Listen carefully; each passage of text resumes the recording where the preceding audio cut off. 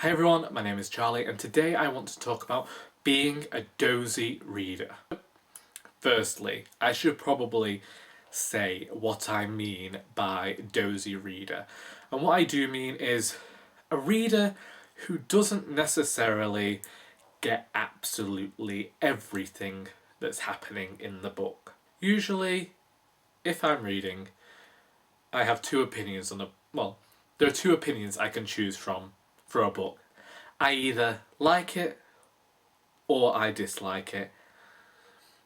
Sometimes that dislike is vehement hate, like in the case of Lady Midnight, but it's very unusual for me to go and completely despise a book. I think there have been two in the last year. I mean, you can probably go and find reviews where I've been horrible about books, and that's okay, just don't point them out to me. Allow me to believe that I don't have that much anger within my body. People will read books.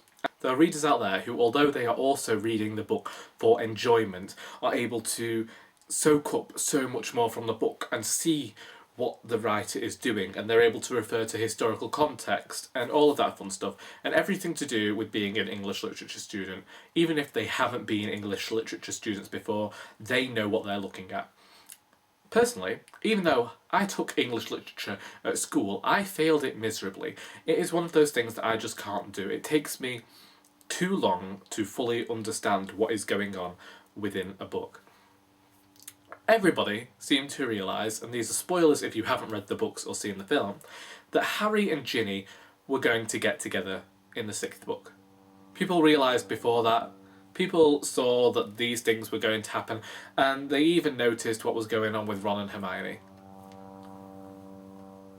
I didn't, because I read a book, and then I reach the end of the book, and then I've either liked it or disliked it, and then I put the book away, and if I want to I go back and reread it, and if I don't, I don't. And I'm calling myself a dozy reader, meaning somebody who just doesn't see these things, who doesn't pick up on the allegory and the flaming metaphors and the similes. I can understand, I can see what writers are doing, and I can see the techniques that they're using now that I've been writing for years, but actually seeing allegory and signs and hints and foreshadowing and subtleties, I miss. I don't know whether I just glaze over all of the subtleties within the prose, but I just don't notice them. I don't see that they're there, and you could be as subtle as you want, and you could foreshadow easily, and you could be inferring things and think that you are being fantastic, and I won't have noticed it. Years ago, when I was doing my creative writing course at uni, one of the teachers said that Raymond Carver had once said that he doesn't write for stupid readers, and I had a go at that because I was like, writing should be universal and everybody should be writing for everyone. And the thing is, most writers do expect their readers to put in work when they're reading their prose. It's just I am both dozy and lazy. Unless you are absolutely spoon-feeding me and telling me what's happening straight away, I'm probably not going to see it. And yes, writers should show rather than tell, and I really enjoy looking at and seeing when writers do this, and how some writers are able to tell things in a way that, although they're telling things, it's incredibly evocative and told in a certain voice that you end up enjoying it. I don't feel bad about being a dozy reader. I'm very aware that there are other readers like this. I know people who haven't read books because they felt that they're going to be too erudite.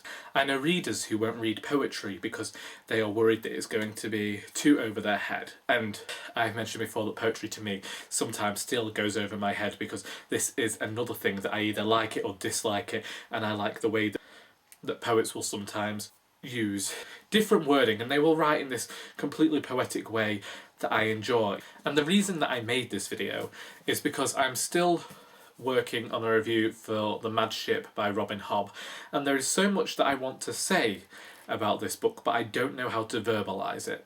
I don't know how to tell people about everything that makes this book an amazing book and my favourite book of the year. I don't know how to express my gratification that this book exists, because I just don't feel smart enough. I feel incredibly dozy and stupid when it comes to reviewing books, because I just don't feel like I have the knowledge within me to be reviewing books. And I know this probably comes down to the same insecurities and self-doubt that I feel when I'm writing, but I feel like there should either be some sort of special training course that can compel me not to use the flaming phrase "I liked it" and leave it at that. I don't know. Is anyone else a Dozy reader? Can anyone else join me in not noticing that Harry and Ginny were about to become fiction's next power couple? Please leave answers in the comments down below, because this is just a thought that won't leave me alone. I hope you enjoyed this video and didn't find me too dozy. And until next time, that is all.